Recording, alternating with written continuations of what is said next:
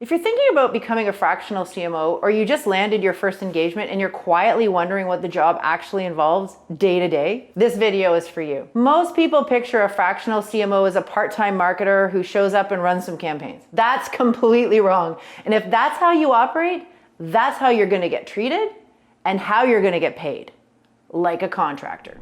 A real fractional CMO is on point for only 3 things: strategy, leadership, and results.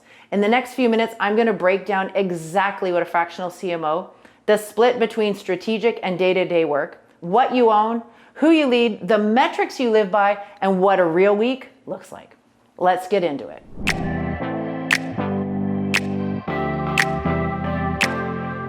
Let me give you the frame because it organizes everything else. A fractional CMO is on point for 3 things: strategy, you own the plan; leadership, you run the team and sit in the C-suite; 3, results, you own the number. Everything ladders up to one of those 3. Let's start with the single most important distinction in this role: the split between strategic work and day-to-day execution. Here's the trap that almost every new fractional CMO falls into. They come from a corporate world where they did a little bit of this and a little bit of that. So the moment they land a client, they roll up their sleeves, they're writing emails, they're building campaigns, they're posting on social. Don't. The second you become the doer, you've capped your value and your rate, and you quietly have turned yourself into an expensive freelancer. A fractional CMO operates almost entirely at the strategic level. You decide what should be done and why. You set the direction and you lead others, the in-house staff, the agencies, the freelancers, to execute it. Think of it as the difference between being the architect and the construction crew. You're the architect, you draw the blueprint, you make sure it gets built to spec, you solve the hard structural problems, but you're not the one swinging the hammer. So here's a quick gut check. If a client asks you to, can you just write this week's newsletter for us? The wrong move is to open a blank document. The right move is to make sure it fits the strategy and then hand it over to whomever should be writing it. And if no one can, that's a hiring decision you flag, not a task you absorb, because every time you absorb tactical work, you are stealing time from the strategic work that only you can do. So if you're not doing the day-to-day, so what do you own? The first thing is marketing strategy and the roadmap. You walk into a company that's usually been doing marketing reactively, a little bit of everything with no coherent plan, and you bring order to it. You start by understanding the business, revenue goals, the ideal customer, the buying journey, the unit economics, and then you build the strategy: which markets you want to go into, which channels, which messages, and in which order. And you translate that into a concrete roadmap with phases and timelines. That is what the CEO is actually paying you for. They don't lie awake worrying about which font is on the landing page. They lie awake worrying about whether marketing will drive the revenue they promised the board. Your roadmap is the direct answer to that fear. And critically, you own it. You're not handing them a deck and walking away like a consultant. You own the roadmap, you adjust as the data comes in, and you're accountable for whether it works.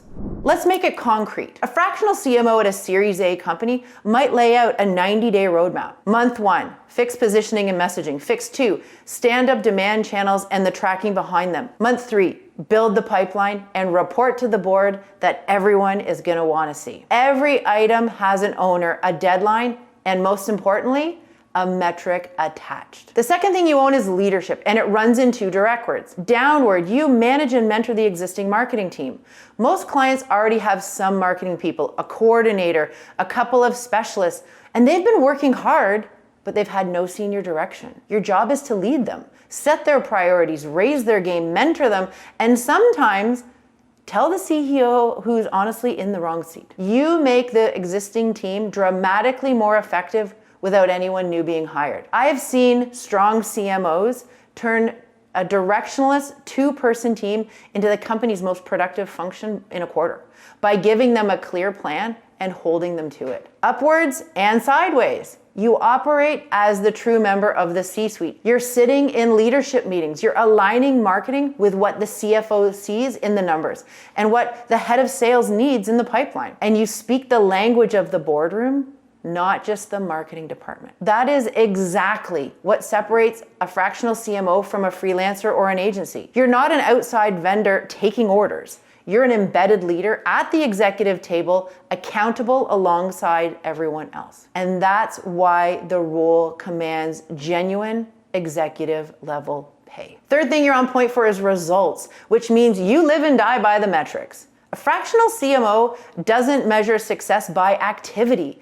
Emails sent, posts published. You measure it by outcomes the CEO and the board actually care about. You set the metrics that matter. Qualified pipeline, customer acquisition costs, conversion rates through the funnel, lifetime value, and ultimately marketing's contribution to revenue. Then you build the reporting so everyone can see them and you track them relentlessly. That is what makes you accountable rather than just busy. The data backs this up. Companies using a fractional CMO have shown an average revenue growth of 29% versus 19% for comparable companies without FUM. And most report far tighter alignment between marketing and the business. That's the whole promise of the role. You're not an expense. You're a growth engine, and the only way to prove it is by owning the numbers from day one. Just as important are the metrics you deliberately ignore. Impressions, follower counts, just vanity anything. A fractional CMO doesn't lead a board conversation with those because they don't pay the bills. You connect every number you report back to revenue, or you don't report it at all. All right, so let's make this concrete with a representative week. Let's say you're running 3 clients, roughly a day a week of each. Monday is client A day. You join their leadership sync. You review last week's metrics. You set the team's priority. Maybe Tuesday, you protect for deep work in your own business, refining roadmaps, reviewing results asynchronously, and doing your own pipeline and content so you're never left scrambling for your next client. Wednesday is client B. Maybe a pipeline review with the sales leader, a mentoring session with their marketing manager. Thursday, client C. Maybe a half day plus margin for the unexpected. And Friday, this is your cross-client reporting day. You're gonna be pulling the numbers, sending the CEOs each a crisp executive update, and then you're gonna plan the week ahead. Notice what's not on this calendar. 40 hours of grinding out tactical work. You're leading 3 companies. You're home for dinner every night. You're earning multiple executive retainers at once.